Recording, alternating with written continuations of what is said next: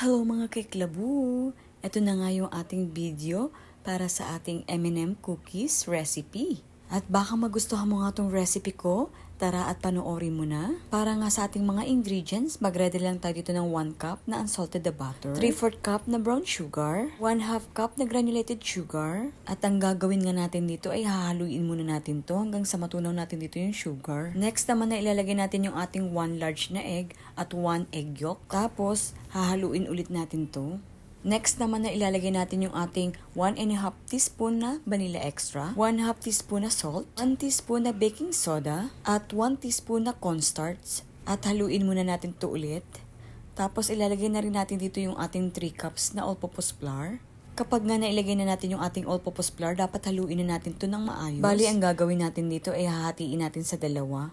Dahil sa isang mixture nga pala, maglalagay ako dito ng 2 tablespoon na cocoa powder at para maging dalawa yung flavor ng ating cookies.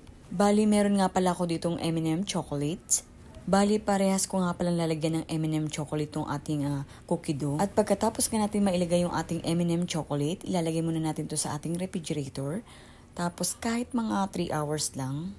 Then after 3 hours, ito na nga yung ating cookie dough. So mag-i-start na nga tayo dito. Umpisahan muna natin dito sa ating plain lang na white na cookie dough. At gumamit na nga rin ako dito ng ice cream scooper para naman ma-measure natin ng maayos at pantay-pantay yung sukat ng ating cookie dough dyan. At para nga sa akin ganitong size lang yung gusto ko, yung saktong laki lang. Next naman na gagawin natin ay maglalagay ulit tayo dito ng M&M chocolates sa ibabaw ng ating cookie dough. At syempre, mas maganda na maraming M&M chocolate sa ibabaw ng ating cookies. At para naman sa ating chocolate na cookie dough, same lang din yung ginawa ko dun sa unang nagawa natin.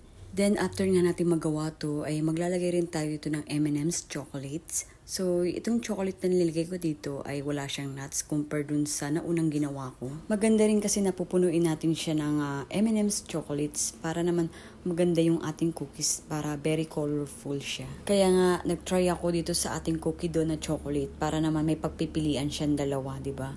May plain at saka chocolate din. At pagkatapos nga natin ito magawa, kailangan dapat nakapreheat na ang inyong oven ng 170 degrees Celsius at ibibake lang natin to ng 20 to 25 minutes. Depende kung gusto niyo mas crispy, it's up to you. O diba, super dali lang ang paggawa ng ating M&M cookies. At sana may natutunan ka sa video ko ngayon.